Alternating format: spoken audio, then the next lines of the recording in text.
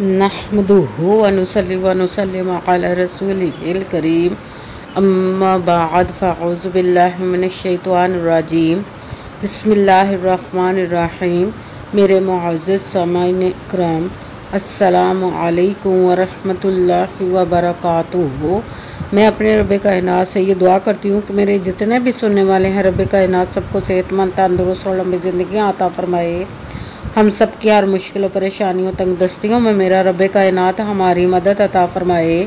हमें ज़हनी, रूहानी, जिस्मानी अज़ियतों, तकलीफ़ों, बीमारियों से निजात अता फरमाए। हमें ज़हनी और रूहानी सुकून अता फरमाए। हमें बीमार दुनिया से बचाकर बीमार मदीना बनाए। और जो हम सब के हक़ों में बेहतर है, मेरा रब कायनात हमारे लिए वो अता फरमाए। और जो हमारे हक़ों में बेहतर नहीं, उसका ख्याल भी हम सब के दिलों से निकाल दे और हम सबको अपनी रज़ा पर राज़ी रहने वाला बना दे। आमीन सुमा आमीन। माशाल्लाह से रबीउल सानी की 19 तारीख़ और बुध का दिन है। आज के दिन जो मैं आपको लोगों के लिए वजीफ़ा लेकर आई हूँ, या रज़ाकू और सूरह कौसर का पावरफुल मुजर्रब वजीफ़ा है। रब कायनात के गैबी ख़जानों से दौलत लेने के लिए वजीफ़ा है।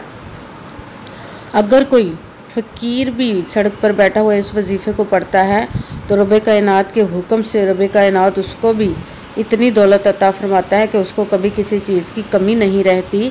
ये गैबी ख़जानों से दौलत लेने के लिए पावरफुल मुजर्रब वजीफ़ा है। आप इस वजीफ़े को आज के दिन स्किप मत कीजिएगा, छोड़िएगा मत। जैसे वीडियो मिले फ़ौरन पढ़ लें। अगर फ़ौरन किसी मजबूरी की वजह से ना पढ़ सके तो इस वीडियो को अपने पास सेव कर ले और जैसे ही आपको टाइम मिले तो इस वजीफ़े को लाजमन पढ़िएगा और पढ़ कर देखिएगा कि रब कायनात आपकी ज़िंदगी में कैसे कैसे मोजज़े अता फरमाएंगे इंशाअल्लाहुल अज़ीज़ अपने हुक्म से। अगर वीडियो आपने इस वजीफ़े को किसी भी मकसद, किसी भी हाजत के लिए पढ़ सकते हैं। रब कायनात के गैबी ख़जानों से दौलत लेने के लिए पढ़ सकते हैं। आपका अपना घर नहीं, घर ख़रीदने के लिए पढ़ सकते हैं। आपके घर में लड़ाई झगड़े रहते, नचाकी, परेशानी, मुफलसी, गरीबी है, उसके लिए पढ़ सकते हैं। आप इस वजीफ़े को आपकी औलाद नहीं या आपकी औलाद नाफरमान है उसके लिए पढ़ सकते हैं। आप इस वजीफ़े को आपके ऊपर बहुत ज़्यादा कर्ज़ है, उतरने का सबब नहीं बन रहा, या आपने अपनी कीमती चीज़ या पैसे किसी को दिए वापस नहीं कर रहे, उसके लिए पढ़ सकते हैं। आपके पास अच्छी जॉब नहीं, जॉब लेने के लिए पढ़ सकते हैं। आप इस वजीफ़े को, आपकी शादी नहीं हो रही या आपके बच्चों की शादी नहीं हो रही, उसके लिए पढ़ सकते हैं। आप इस वजीफ़े का, आपके घर में कोई बहुत ज़्यादा बीमार है या आप खुद बीमार हैं, उसके लिए पढ़ सकते हैं। आपका अच्छा भला कारोबार चलता हुआ अचानक से बंद हो गया, उसके लिए पढ़ सकते हैं। आपके घर में, आपकी ज़िंदगी में सुकून नहीं, आपके कारोबार में, दौलत में, रिज़्क़ में बरकत नहीं, उसके लिए पढ़ सकते हैं। आप इस वजीफ़े को आपके ऊपर जादू टूना, बंदिश, नज़र बद, हसद कुछ भी है उसको ख़त्म करने के लिए पढ़ सकते हैं।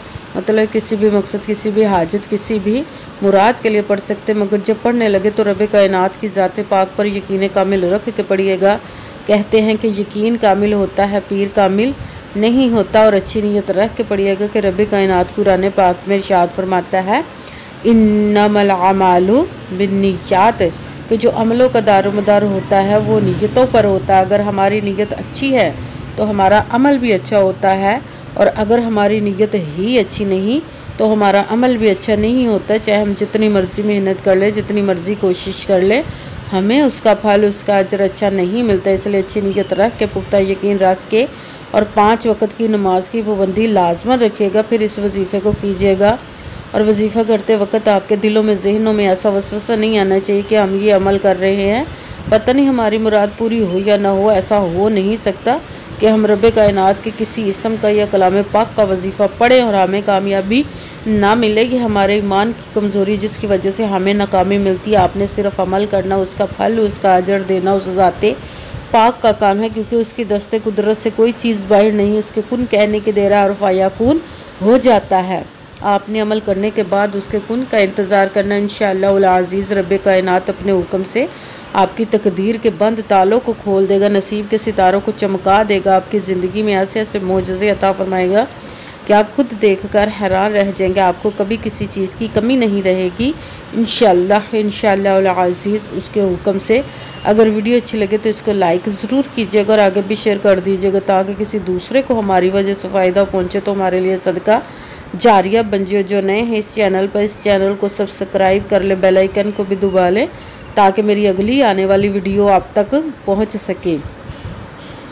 अगर कोई मुझसे किसी मसले के बारे में इस्तिहारा करवाना चाहते हो, किसी काम का हिसाब लगवाना चाहते हो, किसी काम के लिए वजीफ़े का पूछना चाहते हो या कुरान पाक ऑनलाइन पढ़ना चाहते हो, महफिल मिलादुन नबी के लिए बुलवाना चाहते हो, तो व्हाट्सअप का नंबर वीडियो पर चल रहा है, आप लोग मुझसे रब्ता कर सकते हैं। अगर मेरे भाई या बुज़ुर्ग मुझसे रब्ता करना चाहते हो तो व्हाट्सअप पर वॉइस मैसेज करके अपना मसला बता सकते हैं। अगर बहनें या माएँ मुझसे रब्ता करना चाहती हो तो व्हाट्सअप पर वॉइस कॉल करके मुझसे बात कर सकती हैं, अपना मसला बता सकती हैं। आपने वजीफ़ा करने से पहले कमेंट्स में अपना नाम, जहाँ आप रहते हो जगह का नाम और अल्लाह पाक का एक नाम ज़रूर लिखना है ताकि मैं भी आप लोगों के लिए दुआ कर सकूँ और फिर वजीफ़े की भी आप लोगों को इजाज़त मिल जाएगी।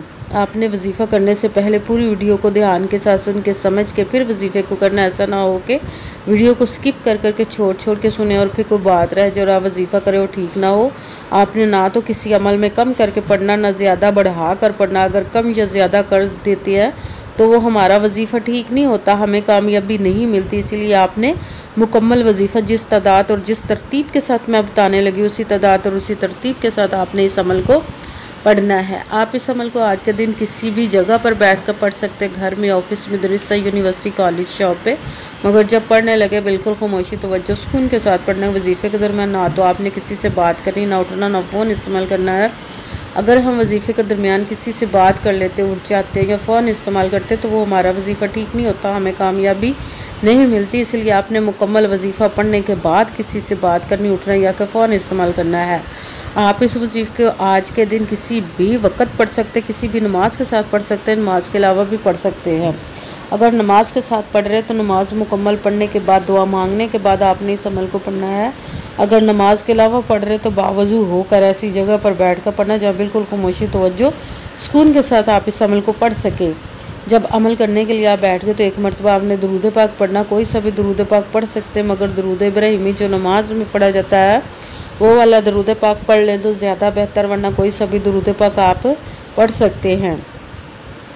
दुरूद पाक पढ़ने के बाद आपने एक मरतबा अऊज़ु बिल्लाहि मिनश शैतानिर रजीम बिस्मिल्लाहिर्रहमानिर्रहीम पढ़कर अपने मकसद की नियत कर लेनी, जिस मकसद, जिस हाजत के लिए आप इस अमल को पढ़ने लगे हैं। फिर सबसे पहले जो आपने अमल करना है वो रब कायनात के एक इस्म मुबारक का रब कायनात के गैबी ख़जानों से रिज़्क़ लेने के लिए पढ़ सकते, या रज़ाक़ू, या रज़ाक़ू, या रज़ाक़ू, या रज़ाक़ू, या रज़ाक़ू, या रज़ाक़ू। इसको आपने 21 मरतबा 21 टाइम पढ़ना। फिर साथ दूसरे नंबर पर जो आपने वजीफ़ा पढ़ना सूरह कौसर का पढ़ना है। सूरह कौसर जो कि कुरान पाक की सबसे छोटी, लाडली, ज़िद्दी सूरज, जिसको दौलत का पावरफुल मुजर्रब वजीफ़ा माना जाता है।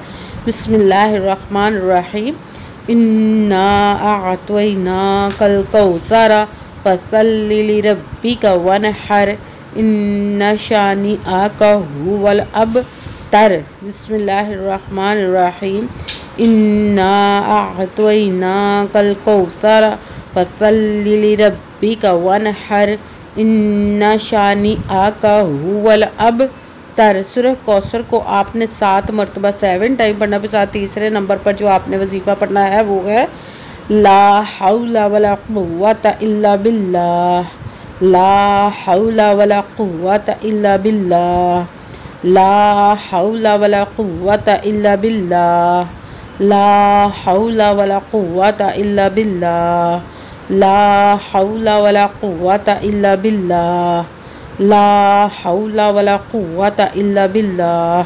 इसको आपने 11 मरतबा 11 टाइम पढ़ना है।